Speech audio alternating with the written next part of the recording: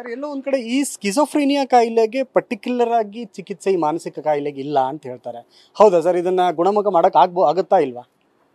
ಇದು ಸುಳ್ಳು ಅಂತ ನಾನು ಹೇಳ್ತೀನಿ. ಯಾಕಂದರೆ ಇವತ್ತು ಬಹುಶಃ ಅಂದರೆ ಇಂಥ ಘಟನೆಗಳಾದಾಗ ನೀವು ಮಾಧ್ಯಮದ ಅಲ್ಲ ಬಹುತೇಕ ನಾನು ಸಂದರ್ಭದಲ್ಲಿ ಗಮನಿಸಿದ್ದಿ, ಬಹುಶಃ ಮಾಧ್ಯಮದವರು ಇವತ್ತು ಪಾಸಿಟಿವ್ ಆಗಿ ಈ ಕಾಯಿಲೆ ಬಗ್ಗೆ ಪ್ರಚಾರ ನೀಡ್ತಾ ಇದ್ದಾರೆ, ಅರಿವು ಮೂಡಿಸ್ತಾ ಇದ್ದಾರೆ. ಬಟ್ ಅರಿವಿನ ಕೊರತೆ ಎಲ್ಲೋ ಬಹುಶಃ ಈ ಕಾಯಿಲೆಗೆ ಔಷಧ ಇಲ್ಲ ಅನ್ನೋದನ್ನ ಹೇಳ್ತಾ ಇದ್ದಾರೆ.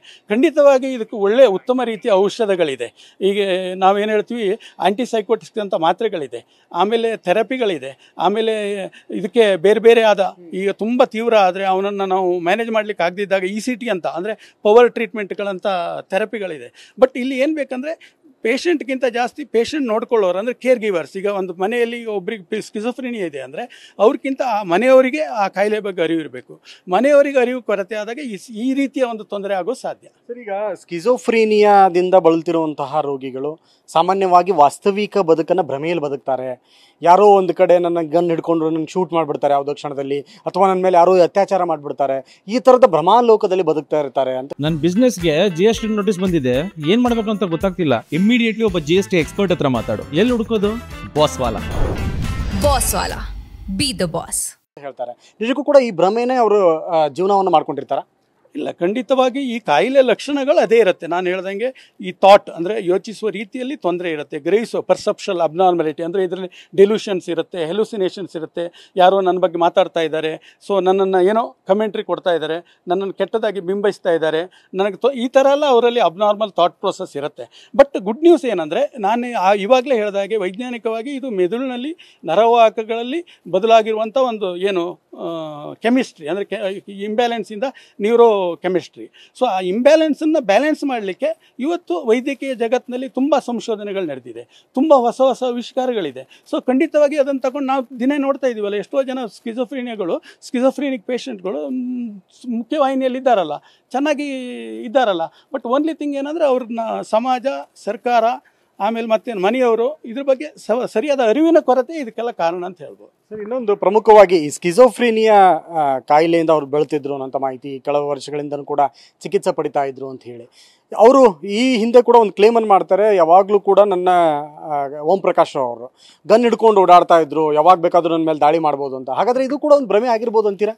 ಬಟ್ ಈ ಕೇಸಿನ ಹಿನ್ನೆಲೆ ನನಗೆ ಐಡಿಯಾ ಇಲ್ಲ. ಯಾಕಂದರೆ ಇದ್ರ ಟ್ರೀಟ್ಮೆಂಟ್ ಹಿಸ್ಟ್ರಿ ಅಥವಾ ಅವ್ರು ಏನು ಬಳಲ್ತಾ ಇದ್ದಾರೆ ನನಗೆ ಇದ್ರ ಮಾಹಿತಿ ಇಲ್ಲದೆ ಇರೋದ್ರಿಂದ ನಾನು ಹೇಳೋದು ತಪ್ಪಾಗುತ್ತೆ. ಬಟ್ ಸ್ಕಿಜೋಫ್ರೀನಿಯಾದವರಿಗೆ ಸರಿಯಾದ ಟ್ರೀಟ್ಮೆಂಟ್ ಕೊಡದಿದ್ರೆ ಖಂಡಿತವಾಗಿ ಈ ಥರ ಎಲ್ಲ ಗೊಂದಲಗಳು ಭ್ರಮೆ ಇರುತ್ತೆ.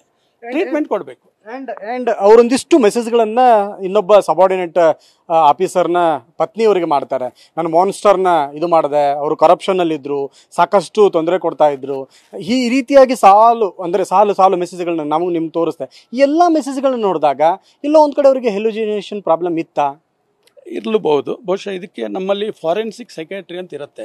So at the time of homicide ಅಥವಾ ಏನು ಮರ್ಡ್ರು ಅಥವಾ ಏನು ಆಗುವಾಗ ಅವರ ಮನಸ್ಥಿತಿ ಹೇಗಿದೆ ಅಂತ ಸ್ಟಡಿ ಮಾಡಲಿಕ್ಕೆ ನಮ್ಮಲ್ಲಿ ಫಾರೆನ್ಸಿಕ್ ಸೈಕ್ಯಾಟ್ರಿ ಅಂತ ಇರುತ್ತೆ.